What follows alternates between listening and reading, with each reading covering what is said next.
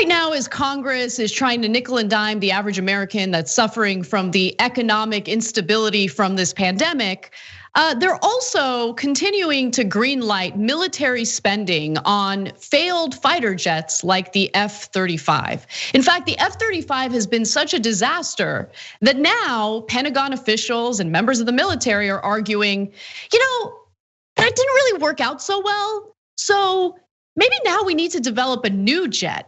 Maybe that's what we need to do. So first, let's focus a little bit about the failure surrounding the F-35. This has been a 20-year project that has been a complete and utter waste of our resources. The Air Force, a generation ago, launched development of what they referred to at the time as an affordable lightweight fighter to replace hundreds of Cold War-vintage F-16s and complement a small future fleet of sophisticated but costly and unreliable stealth fighters. So over 20 years of research and development, that lightweight replacement fighter, the F-35, got heavier and more expensive as the Air Force and lead contractor, Lockheed Martin, packed it with more and more new technology. So it has been riddled with all sorts of bugs and issues, delays. I mean, it's been such a failure that, again, now the military is pushing this idea that we need to pay these private military contractors, companies like Boeing and Lockheed Martin, billions and billions of dollars, hundreds of billions of dollars to develop some new jets. The F-35, the 25-ton stealth warplane has become the very problem it was supposed to solve. And now America needs a new fighter to solve that F-35 problem, officials said. And just to give you a little more background on how terrible and how costly the F-35 is, with a sticker price of around $100 million per plane, it is maintenance intensive, buggy, and unreliable. The F-35 is not a low-cost, lightweight fighter, said Dan Ward, a former Air Force program manager. And some might be wondering, okay, well, it's been 20 years since Congress approved the funding for this very program. Why is it that it's taken so long, literally decades, for people to realize it's been a failure? And why are we even entertaining the notion of developing another fighter jet? Well, Vox did a pretty good job explaining the monetary reasons behind all of this. Let's take a quick look at that video. Despite deep design flaws and constant problems, there have been no serious efforts to cancel or scale back the project. In fact, through more than 3 years of cuts to defense spending, funding for the F-35 has barely been touched. That's because the project was politically engineered to near perfection. The Pentagon started bidding for the F-35 in the mid-90s. It would be the largest defense contract in history, and Boeing and Lockheed Martin quickly emerged as the two contenders. Both had loyal supporters in Congress who were very eager to create jobs in their state. It was an intense competition, and when Lockheed won the contract, Boeing supporters quickly mobilized in Congress. Immediately, they drafted legislation proposing to split the work between the two companies. When that failed, they pushed to award Boeing contracts for KC-767 tankers, C-17 cargo planes, and radar jamming Growler planes, ensuring the Boeing factories in their states remained open. Today, the Lockheed Martin F-35 project supports 146,000 jobs across 46 states. Yeah, and they use those jobs as a political shield to take $1 trillion of American taxpayer money and burn it.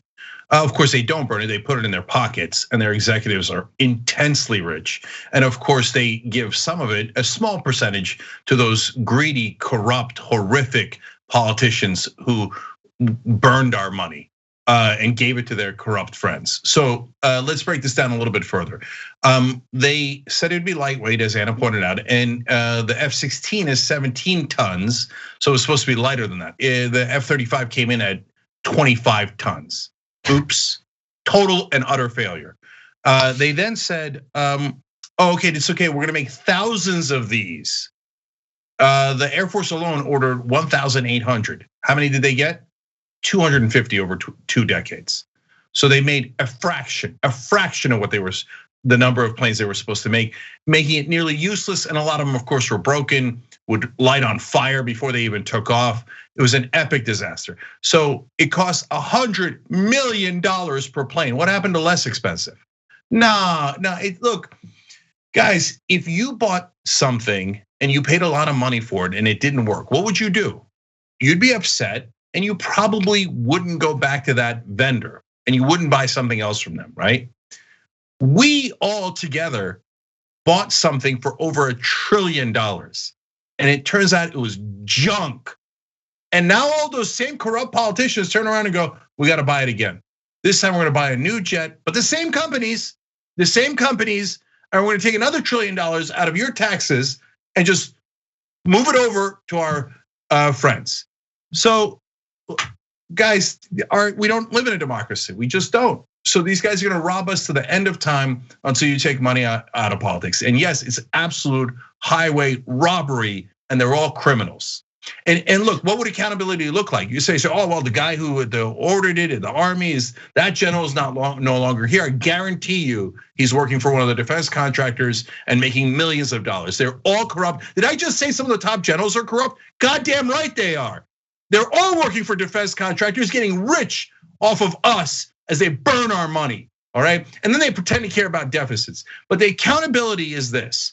If Lockheed Martin, you screwed up $1 trillion, we're never, ever buying from you again. Never. Go sell weapons to Paraguay or something. But likely we should shut you down because you're miserable failures. Well, I mean, the way this entire system works leads to the failure. It almost guarantees failure. So one of the other reasons why the F-35 fighter jets ended up having so many flaws, design flaws, is because these members of Congress who approved the project allowed for something known as concurrency, meaning that they could begin production of the fighter jets before they do the appropriate tests. And so that actually led to all sorts of design flaws and delays because they would do the production, they would produce these fighter jets without doing the appropriate tests. And then when the military had them and they ended up being all buggy, they would have to send them back in order to get repaired. So it leads to inefficiency, it leads to all sorts of delays. I mean, it has been a complete disaster from the very beginning. And so it's not just about Lockheed Martin, it's also about the incentives that Congress has to do what they do, which is no, this is gonna look really good if I create more jobs in my state or in my district. So let's go ahead and begin production right away because my constituents will love that. And it just ends up being an inefficient, ridiculous mess. And Cenk, to your point, you're absolutely right about some of these generals who have some very strong thoughts about what the money should be spent on. For instance, General Charles Brown Jr., who is the Air Force Chief of Staff, tried to frame this in a different way. And I love this statement because just understand, the jets are garbage, okay? But he doesn't want to admit that. So this is what he says. The F-35 is a Ferrari. You don't drive your Ferrari to work every day. You only drive it on Sundays. This is our high-end fighter.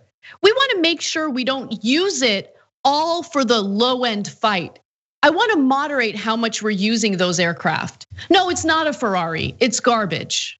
Don't let him get away with framing it as the Ferrari that you only want to use on Sundays. Besides which, if that were actually the case, we shouldn't be greenlighting projects that cost trillions of dollars just so the military can have high-grade machinery that they only use on the weekends. No, not buying it.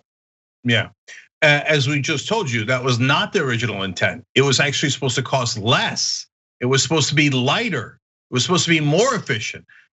Look, wasting our money is not the bug, it's the feature. The more of our money that they waste, the more of our money goes into their pockets. So that it's designed to waste $1 trillion. So, I mean, what kind of an insane excuse is, well, I mean, we built this thing for over $1 trillion, but we don't really want to use it. We just want to take it out on, just to have fun on Sundays. Wait, what part of this is fun? It's a killing machine. Well, and what do you mean low-end conflict versus high-end conflict? Which high-end conflict are we in? I mean, all the conflicts we have is we just launch our planes, We drop bombs, usually on innocent people. We kill them when we move on. Where's the high-end conflict? When do we get to use the F-35? And I hope the answer is never. But the reality is, they don't care about any of that. It's not to protect the country.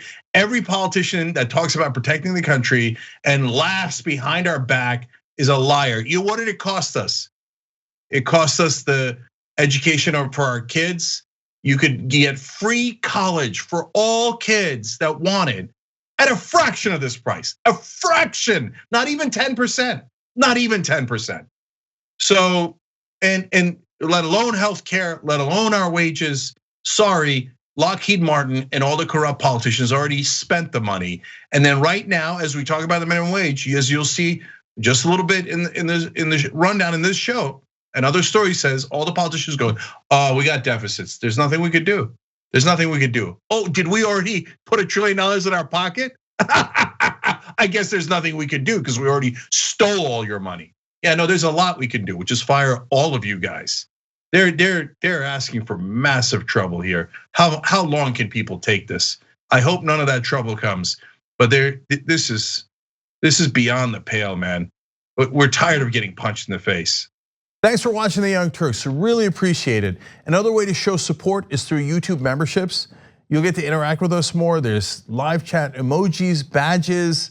You've got emojis of me, Anna, John, JR. So those are super fun. But you also get playback of our exclusive member-only shows and specials right after they air. So all of that, all you gotta do is click that join button right underneath the video. Thank you.